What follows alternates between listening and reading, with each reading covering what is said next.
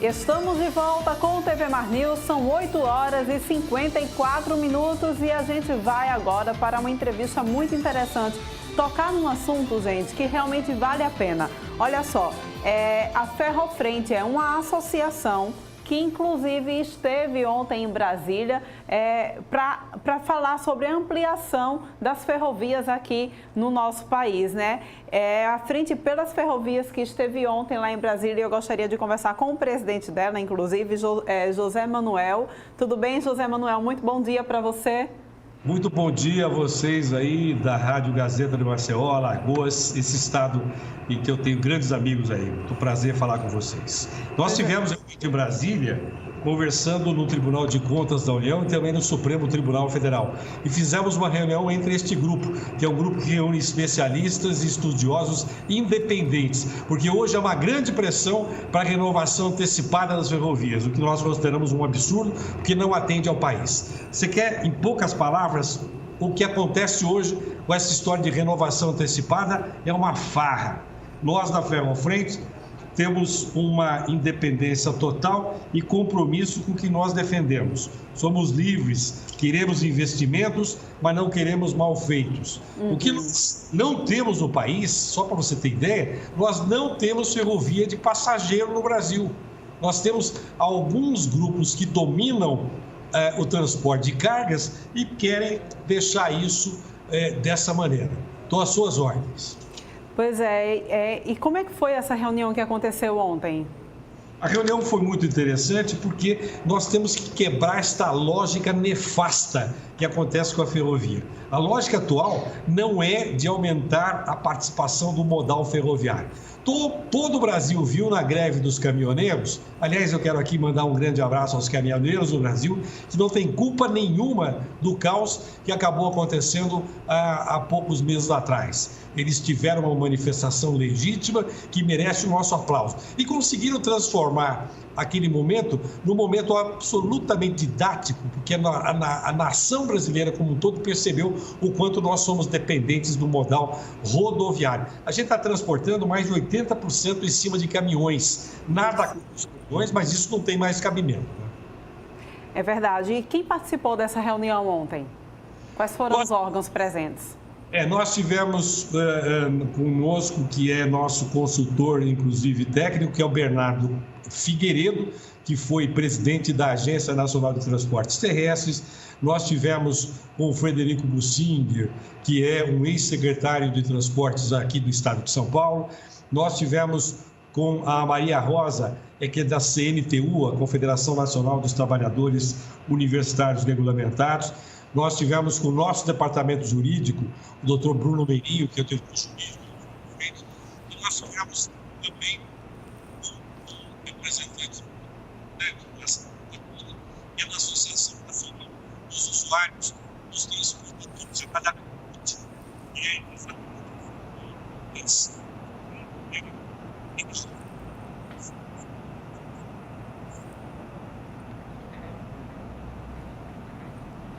Tá me ouvindo?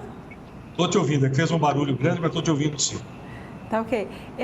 Como é que é a questão das ferrovias em grandes exemplos mundiais na realidade que nós temos, né? Claro que para que vocês estejam à frente de toda essa movimentação, vocês vêm desenvolvendo estudos a respeito disso e inclusive também pegando exemplos de outros países para poder trazer para cá, implantar aqui. Eu queria que você falasse sobre essa questão, como é o grande modal da ferrovia nos outros países. Você quer ver um exemplo? Os Estados Unidos têm mais de 220 mil quilômetros de ferrovias.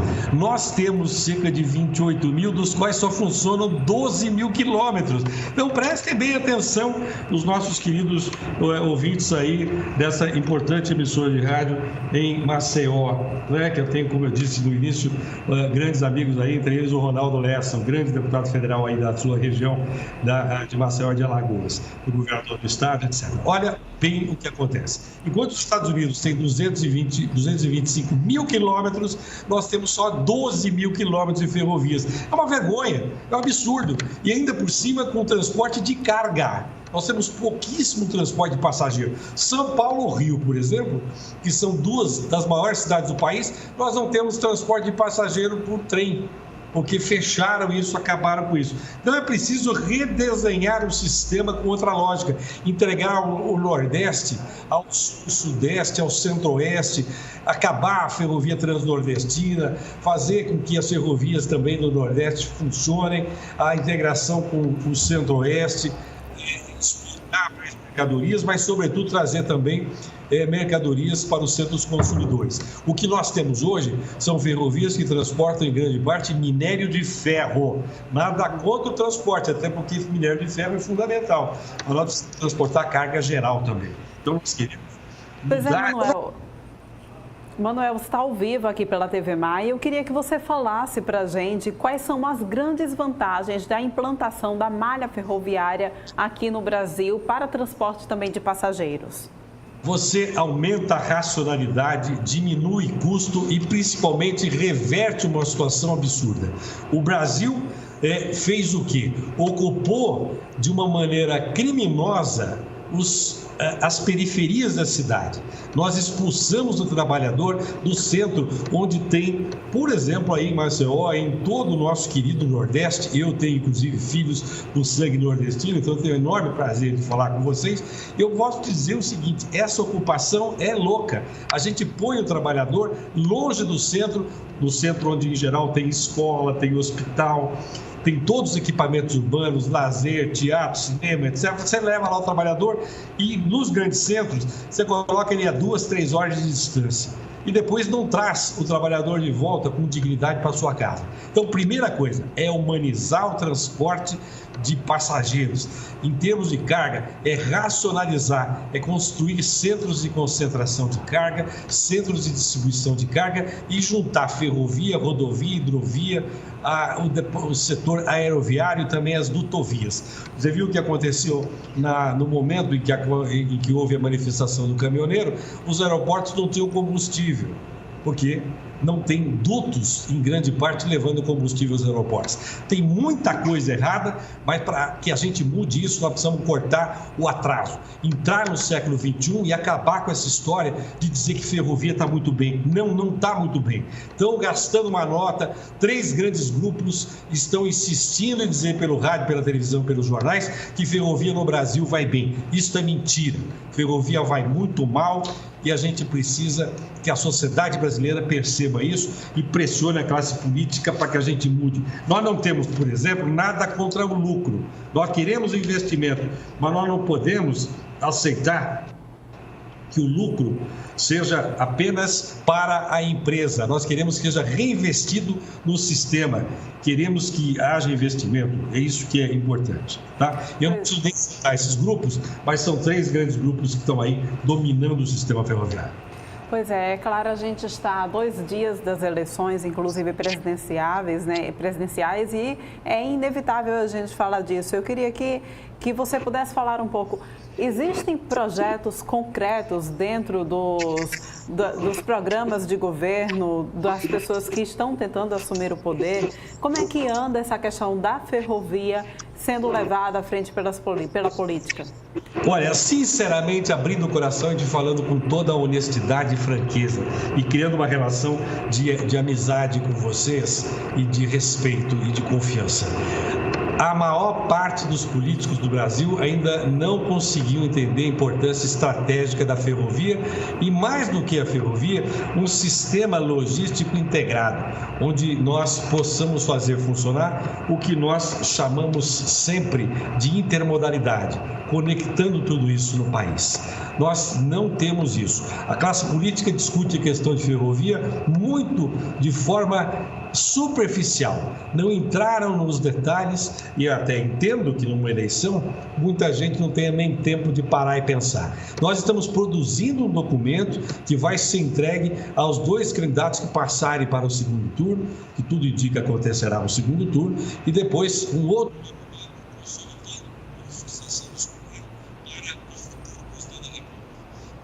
colocar isso na pauta, não só de uma campanha eleitoral, mas mostrar projetos importantes. Por exemplo, a Transnordestina tem começado pelo interior e não pelo porto. Você tem a conexão de 2 portos. Começaram pelo centro geográfico, né?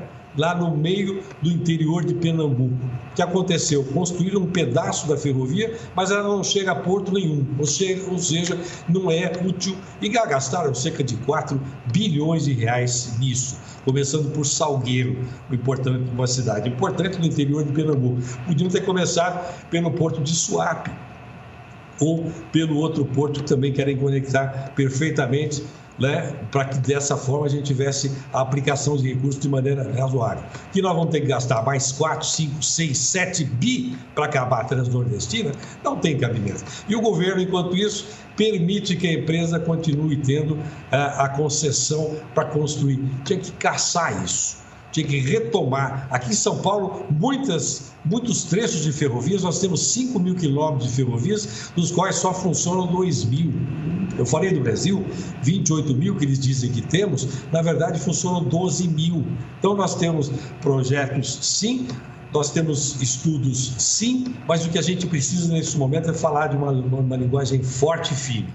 Parar o processo de renovação criminosa que hoje está lá no Tribunal de Contas da União, porque foi entregue anteontem à noite, na calada da noite, foi entregue pelo Ministério dos Transportes e pela Agência Nacional de Transportes Terrestres, a chamada ANTT, que depois a gente pode conversar sobre esse papel muito débil, muito frágil que a agência está exercendo, mandaram isso para o Tribunal de Contas da União. O tribunal vai demorar, tudo indica, cerca de 2 ou 3 meses, nesse governo não sai, mas nós queremos que o futuro governo, qualquer que seja ele, convicções à parte, eu tenho as minhas, até citei um deputado que é uma excelente pessoa, e vocês podem perceber a tendência que eu tenho, mas aí não é esta questão eleitoral que está em jogo. O que eu estou dizendo é que qualquer que seja o presidente eleito tem que tirar esse processo do Tribunal de Contas, refazer tudo isso, estudos mais sólidos, mais consistentes, de interesse do Brasil.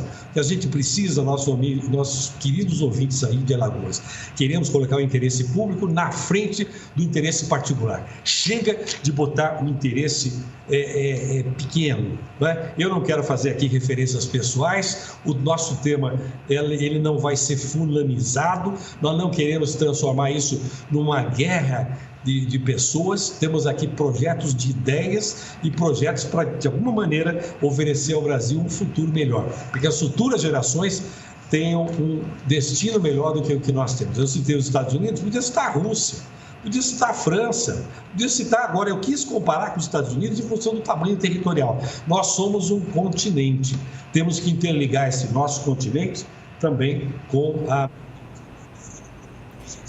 Pois é, Manuel, olha, parabéns aí pelo trabalho que vocês estão desenvolvendo, certo? A gente espera realmente, é um trabalho muito importante esse, inclusive, gente, e a gente espera que, de fato, vocês realmente consigam ganhar essa batalha que vocês estão tentando travar, certo? Olha, gente, a gente falou aqui com o Manuel, presidente da Ferrofrente, um beijo bem grande e obrigada pela sua presença aqui no TV Mar News. Gente, pois é, agora a gente vai para um rápido intervalo, mas volta daqui a pouquinho, porque ainda tem Viderlan Araújo pelas ruas de Maceió e também Alexandre Lino aqui para dar os pitaques dele no futebol. Eu volto já.